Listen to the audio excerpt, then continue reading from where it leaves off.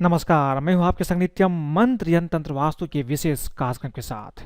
भगवान विष्णु देवशयनी एकादशी की रात से 4 महीनों के लिए योग निद्रा में चले जाते हैं। उनके जाने से पहले अगर आप देवशयनी एकादशी के दिन के समय में भगवान विष्णु से कुछ मांगते हैं तो वो जाने से पहले आपकी इच्छा जरूर पूरी करके जाते हैं। लेकिन इसके लिए आपको कुछ खास उपाय करने होते हैं। इस उपाय को अगर आप देवशयनी एकादशी के दिन करते हैं तो आप भगवान विष्णु से जो भी मांगते हैं, जो भी इच्छा प्रकट करते हैं, वो इच्छा आपकी पूरी हो जाती है। तो बने रहिए हमारे साथ। हम आपको बताएंगे केले के पौधे के पास इस तरह जलाए दीपक पूरी साल जमकर बरसेगा पैसा। लेकिन इसके पहले अगर आप हमारे चैनल को सब्सक्राइब नहीं किए हैं तो कृपया इसे सब्सक्राइब कर लें तथा बेल बटन को भी दबाएं ताकि नए वीडियो का नोटिफिकेशन आपको तुरंत मिल जाए। हिंदू धर्म में बताए गए सभी व्रतों में आषाढ़ के शुक्ल पक्ष की देवशयनी एकादशी का व्रत सबसे उत्तम माना जाता है। मान्यता है कि इस व्रत को करने से भक्तों की समस्त मनोकामनाएं पूर्ण होती है और उनके सभी पापों का नाश भी होता है। देवशयनी एकादशी पर भगवान विष्णु की विशेष पूजा अर्चना करने का विशेष महत्व होता है। मान्यता है कि इस रात्रि से भगवान का शयन काल आरंभ हो जाता है, जिसे चातुर्मास या चौमासा का भी प्रारंभ कहते हैं। देवशयनी एकादशी के दिन भगवान को नए वस्त्र पहनाकर नए बिस्तर पर सुलाए, क्योंकि इस दिन के बाद भगवान सोने के लिए चले जाते हैं। लेकिन सोने से पहले भगवान से अपनी इच्छा बोल दीजिए, आपकी इच्छा निश्चित रूप से पूर्ण होती है।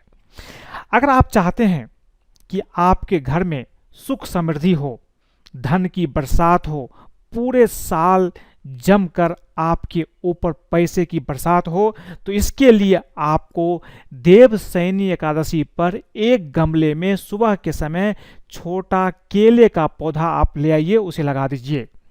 घर की उत्तर पूर्व दिशा में केले के पौधे को रखकर रौली मौली पीले फल फूल केसर धूप दीप आदि से आप पूजा अर्चना करिए। इसके बाद एक शुद्ध आसन पर बैठ जाइए। उसके बाद आप हल्दी से एक स्वास्तिक बना लीजिए एक प्लेट में। उसके ऊपर गाय के घी का दीपक जला करके उस स्वास्तिक पर रख दीजिए।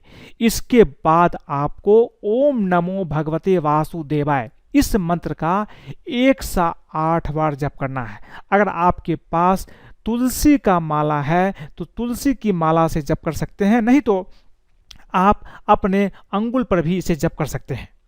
इसके बाद देवशयनी एकादशी का व्रत कथा आपको पढ़ना चाहिए तथा परिवार के सदस्यों को भी इसको सुनाना चाहिए। शाम के समय केले के पौधे के नीचे फिर से आप गाय के घी का दीपक जलाइए। इसके बाद अपने मन की इच्छा भगवान विष्णु के सामने कहें। अगर आपको धन की प्राप्ति चाहिए तो आप धन की प्राप्ति की इच्छा उनके सामने प्रकट करें। अब यह केले का पौधा किसी भी विष्णु मंदिर या भगवान कृष्ण के मंदिर में आप जा करके रखाइए। इसके बाद आपको वहां से लौट करके आना है। लेकिन अगर आप चाहते हैं कि इस प्रयोग से आपको धन की प्राप्ति हो तो एकादशी के दिन कुछ काम आपको बिल्कुल भी नहीं करना चाहिए। एकादशी पर सूर्य उदय से पहले आपको उठने का प्रयास अवश्य करें। उसके बाद भगवान सूर्य को जल देना चाहिए। घर में लहसुन प्याज तामसिक भोजन बिल्कुल भी ना बनाएं और ना ही खरीद कर लाएं। इस दिन तामसिक भोजन का प्रयोग ना करें। एकादशी की पूजा पाठ में साफ सुथरे कपड़ों का ही प्रयोग करें। हो सके तो काले नीले वस्त्र का प्रयोग न करें। देवशयनी एकादशी के व्रत विधान में परिवार में शांति पूर्वक माहौल रखें। अगर घर में लड़ाई झगड़े होंगे तो आपका यह प्रयोग काम नहीं करेगा, इसलिए घर में आपको शांति बनाकर रखना है। सभी प्रकार की शुद्ध और साफ पूजा पाठ की सामग्री का ही प्रयोग करें।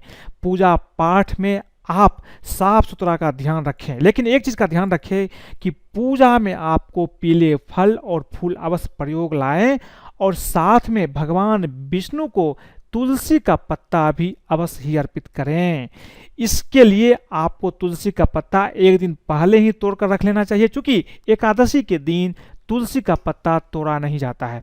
इस तरह से अगर आप देवशयनी एकादशी के दिन केले का पूजा करते हैं, केले के पौधे वृक्ष का पूजा करते हैं, उनके सामने घी का दीपक जला करके भगवान विष्णु की पाठ करते हैं, कथा सुनते हैं, तो निश्चित रूप से आपके जीवन में जमकर धन की वर्षा होती है।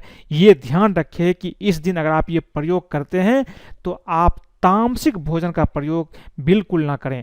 अगर आपको ये वीडियो पसंद आए तो कृपया इसे लाइक करें, सब्सक्राइब करें, अपने दोस्तों के साथ भी शेयर करें, ताकि वो भी भगवान विष्णु की पूजा देवशयनी एकादशी के दिन करके अपने जीवन में धन की वर्षा करा सकते हैं।